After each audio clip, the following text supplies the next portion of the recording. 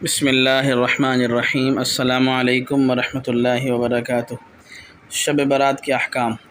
15ویں شعبان شب برات کہلاتی ہے، یعنی وہ رات جس میں مخلوق کو گناہوں سے بری کر دیا جاتا ہے۔ تقریباً 10 صحابہ کرام سے اس رات کے متعلق احادیث منقول ہیں۔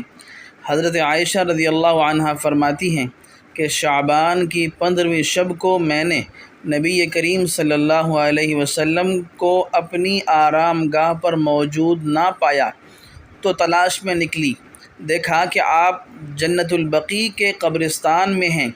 پھر مجھ سے فرمایا، آج شعبان کی 15ویں رات ہے، اس رات میں اللہ تعالیٰ آسمان دنیا پر نزول فرماتے ہیں اور قبیلہ بنی کلب کی بکریوں کے بالوں کی تعداد سے بھی زیادہ تعداد میں گناہگاروں کی بخشش فرماتے ہیں۔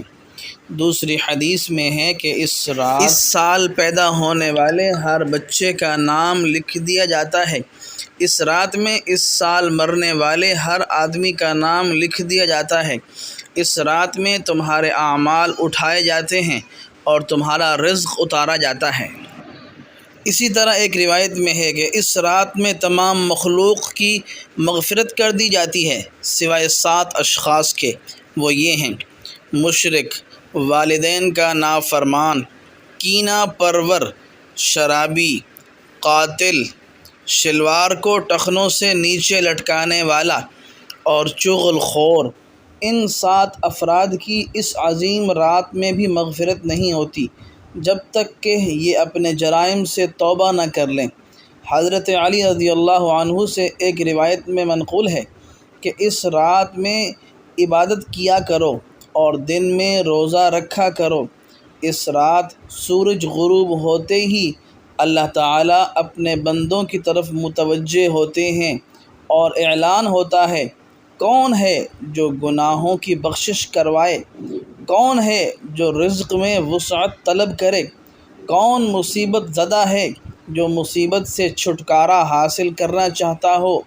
ان احادیث کریمہ اور صحابہ کرام اور بزرگان دین کے عمل سے ثابت ہوتا ہے کہ اس رات میں 3 کام کرنے کے ہیں۔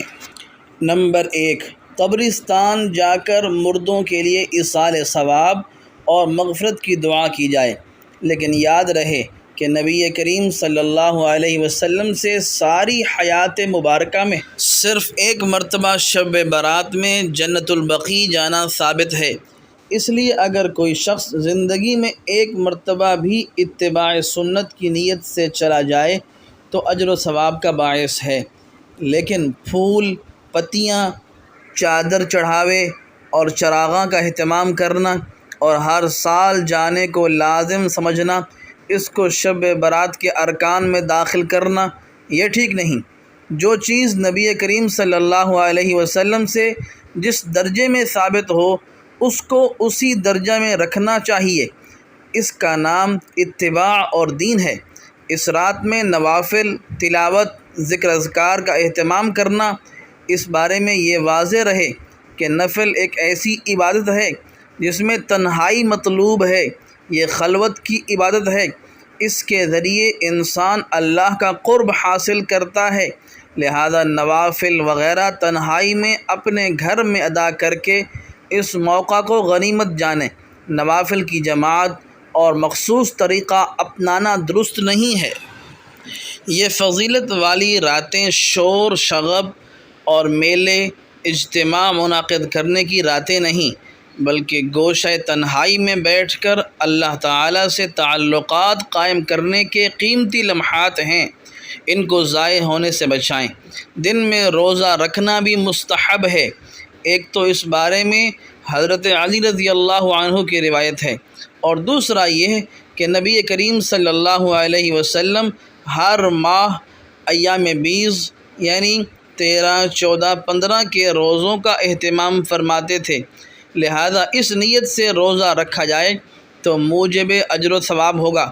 باقی اس رات میں پٹاخے بجانا، آتش بازی کرنا، حلوے کی رسم کا اہتمام کرنا، یہ سب خرافات اور اسراف میں شامل ہیں۔ شیطان ان فضولیات میں انسان کو مشغول کر کے اللہ کی مغفرت اور عبادت سے محروم کرنا چاہتا ہے، اور یہی شیطان کا اصل مقصد ہے۔ بہرحال اس رات کی فضیلت بے اصل نہیں، اور سلف صالحین نے اس رات کی فضیلت سے فائدہ اٹھایا ہے۔